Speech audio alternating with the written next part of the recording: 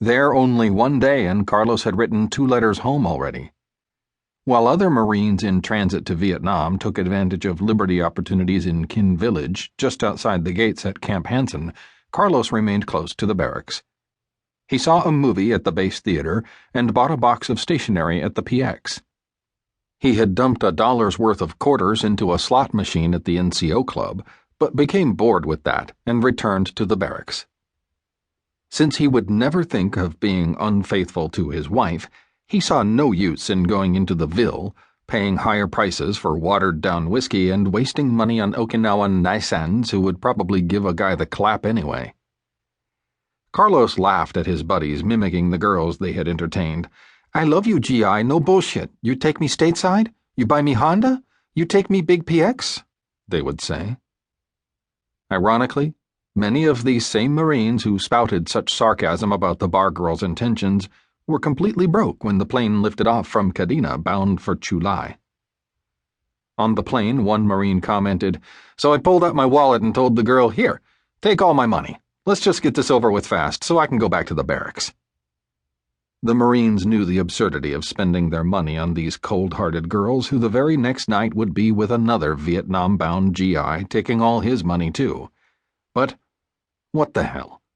Their prospects for the future did not appear all that bright. Death loomed for any number of the men, just outside the gates at Chu Lai. The plane taxied past row after row of stalls constructed of sand-filled 55-gallon barrels, stacked 6 and 7 high. These provided cover for the fighter and attack planes quartered there. Suddenly, Carlos's gaze was caught by the red archway sign at the tarmac's edge that displayed "Welcome to Chu Lai, 1st Marine Division Headquarters," painted in yellow block letters.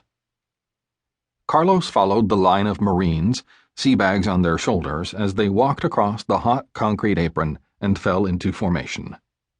Humidity and temperature hovered at about the same number, 100, beneath the broiling April afternoon sun.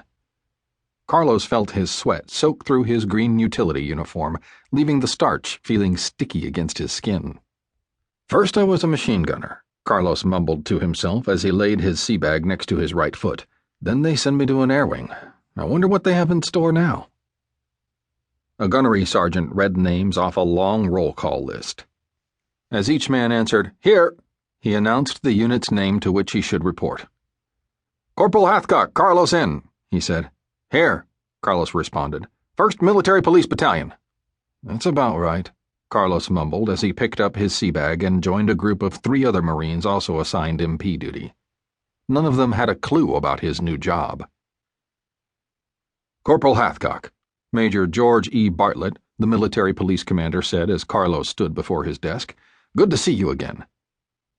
Carlos recognized his new commanding officer from the firing lines at Quantico.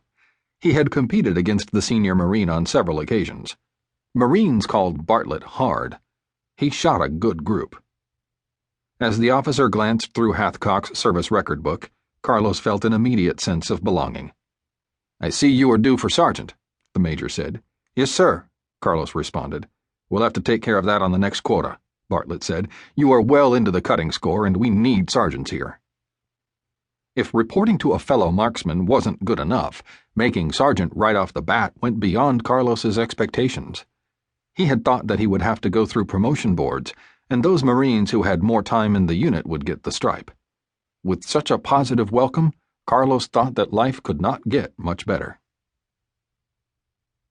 Military police duty around the Chu Lai airfield and 1st Division headquarters compound became a monotonous chore for Sergeant Carlos Hathcock. As watch commander and desk sergeant, he toured all MP posts and ensured that his subordinates followed orders. Glorified guard duty.